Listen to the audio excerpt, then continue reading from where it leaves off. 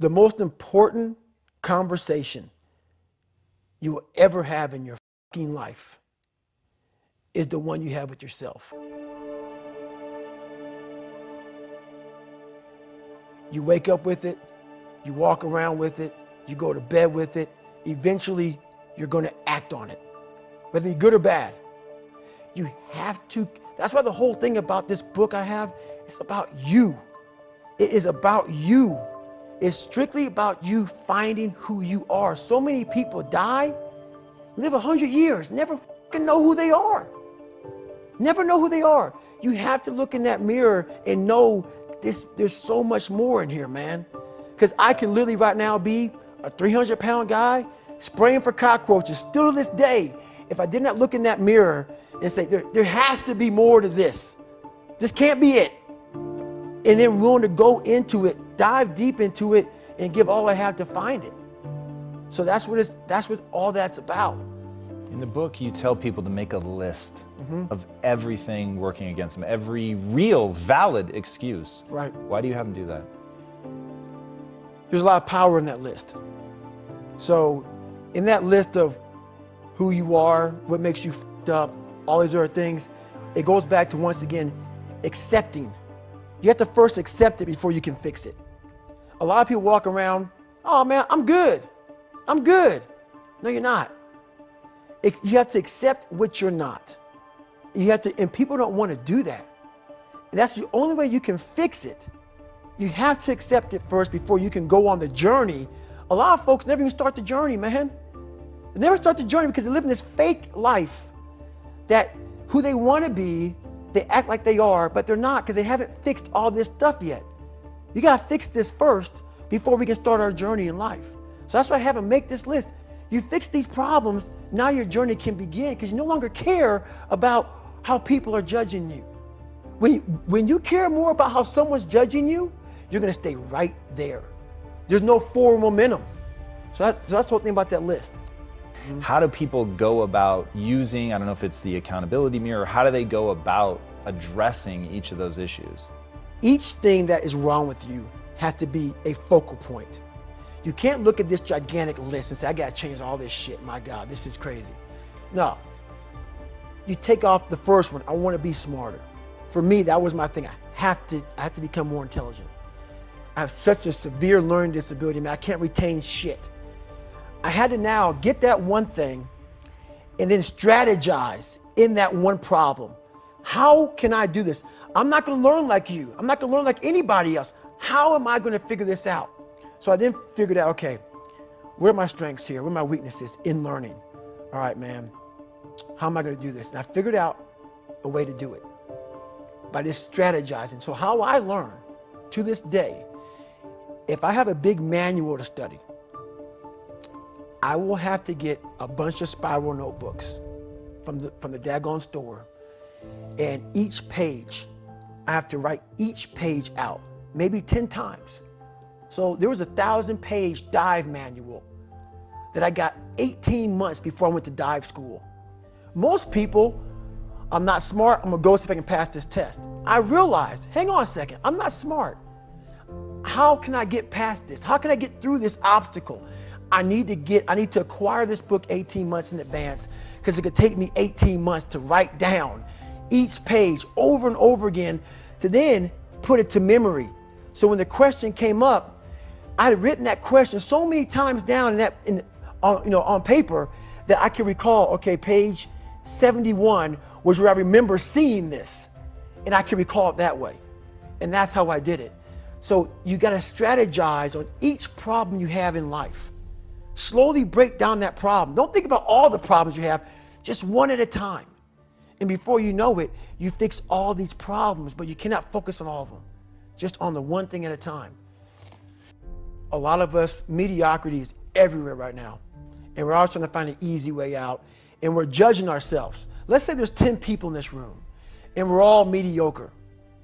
But I'm the best of the mediocre people. I now think I'm great. I'm great. We surround ourselves around people that make us feel great. They tell us what we want to hear. The second we put ourselves amongst the uncommon people, We don't like that feeling, that challenging feeling of that person who's waking up at 3:30 in the morning and say, hey, put your shit on, we're going for a run. We don't like that challenge. We like that person who says, hey, you know what, man, I don't feel good today, man. And they say, oh, it's okay, brother. We'll take a day off, man. We'll get a pizza and shit, watch the game. We like that. We love that feeling. Why? Because you understand, man, we're good, bro. We don't want that who's like this. Hey, man, no, bro. Get your fucking shit on, man. Stop being a punk. We don't want that in our lives. We don't want that person who's constantly challenging our weaknesses. We want that person who's constantly, you know, making us feel nice and good and secure in us. That's the mediocrity of life. We want to be the best amongst the average people. People wonder, how do you stay hungry all the time? Because after I accomplish something, I don't sit back like a lot of guys who graduate buds, graduate this, graduate that. They get comfortable. They wonder why I'm getting weak, man. I don't know, I lost my edge. What's going on? Because once you hit the top of the fucking mountain, guess what happened? I'm good. I'm good. So you wonder why you're falling down now. Because once you reach the top of the mountain, you got to build another one. That's mediocrity.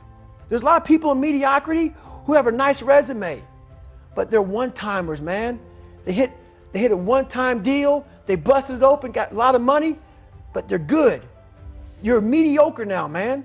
What are you fucking doing today, tomorrow, the next fucking day? That's why I'm listening to theorists. I don't listen to all that bullshit. I listen to a who's like this, man. What's wrong, man? I'm tired, dude. Why are you tired? Because tomorrow, I gotta do the fucking shit again, man. Whatever the shit is that made me fucking nauseous and sick to my stomach, it made me hurt. There's no ending. And that's the person I listen to. That's the person who's gained knowledge. You gain knowledge through suffering. And on the other end of suffering is a world that very few have ever seen. It's a beautiful world because that's where you find yourself. You don't find yourself in over here. You find yourself on the other end. Like that 100-mile race I was on, I ran it for 24 hours. I found myself on the other end of that race. That 19 hours, I found, wow, there's a whole nother fucking world out here that I've never even saw. But the world's in your mind. You always tell people, if you want to change, go do something physically fucking demanding. Like, go find yourself in the suffering and in the pain of doing something with your body. Yes. It is utterly fascinating to me, and it's just hitting me now. I'd never heard you say that before, so I'll reserve final judgment for round 3 when we come back together. But the thought of you feel lost, you feel insecure, you don't have a passion, you don't know what to do, you're reaching out to somebody, you need that help, you know you could do more, be more. And the answer is, you, in the last interview we did, you called it the bag of, if I remember right? Yes. You reach into the bag of and start changing those one by one. That may be the most extraordinary piece of advice I've ever heard. In fact, I will say, the way it's hitting me right now, that's the single most extraordinary piece of advice for self-transformation I've ever heard. It's the truth. Who is sitting here right now today? This is the real me, obviously. But I'm gonna go kind of, I'm a very philosophical person. And I'm gonna go there with you real quick. I believe in a higher power. Don't know the name, don't know where it's coming from, don't know anything like that.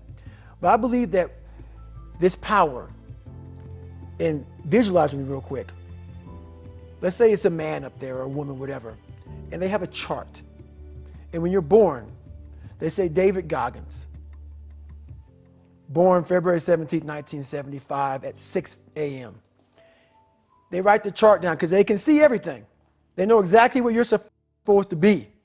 They know what you're supposed to be. You die, you go to so-called heaven. You arrive at heaven, I'm 300 pounds. I retired as an Ecolab guy, which is okay, it's just a job, whatever. I go up there and God looks at me and he shows me my chart. And my chart on there says you were supposed to be a Navy SEAL. You're supposed to weigh 185 pounds. You're supposed to be one of the smartest people on the planet, this, all this. You see this. And now you're in heaven, you made it to heaven, but you're like, God, Doug, I was supposed to live that life. I was supposed to live that life. And then you find out that the reason why, because we all think that if we pray on it, if we do this, if we do that, whatever, if we don't work, we just, whatever, it's going to magically happen for us.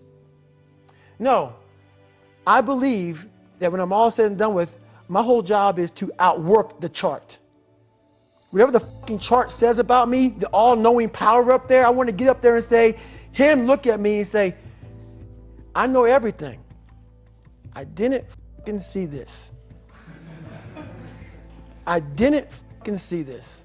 I want to feel that. I want to get to the other end of this fucking world, and however I'm being judged, whoever's judging me, to look at me and say, I did not fucking know. I had you at 185, I had you at this, but all this other shit, I was riding as you were living it. I want to find more. All I can. And in that fucking sack of shit, you have to dive in that to find more. Because if you're not willing to go in there and face yourself, you're not gonna find anything. You're gonna live right here on surface, man, right here on surface. So if there is an ending to this world and there is somewhere to go and there's a judgment, you're gonna get there and you might see a chart. And that chart may tell you who the fuck you should have been. And now you get the rest of your life to think about that. Man, I could have lived a much better life if I just would have just suffered a little bit more. If I just would have went in that shit and realized I had so much more. But fear and the 40% and living here versus living here, being afraid, stopped me. So I'm a big guy in visualizing. I'm a big guy in making a world. It may not exist. To me, it does. To me, it does. And I'm overpowering myself every day. And you got to find tools to do that. That's the tool that I use. So that's what it's all about. My last question, what's the impact that you want to have on the world? The impact I want to have on the world is for everybody to be able to face who they are. I want to have that kind of impact where you can go on TV. You can put your life on a billboard. You're not ashamed of who the f you are. You're not ashamed of what life made you, what you helped life make you. All that shit, all that bad shit that's now in this big pot that's stirring, you're no longer ashamed of it. You realize we're all f***ed up. Stop judging yourself against other f***ed up people who have hidden it better than you. That's all they've done. They've masked their shit better than you have, and now they're flipping it back on you and saying you're I want you to realize that this world, life, is one big head game. And once you learn to play the head game, it's no longer a game anymore at all. You can start living your life.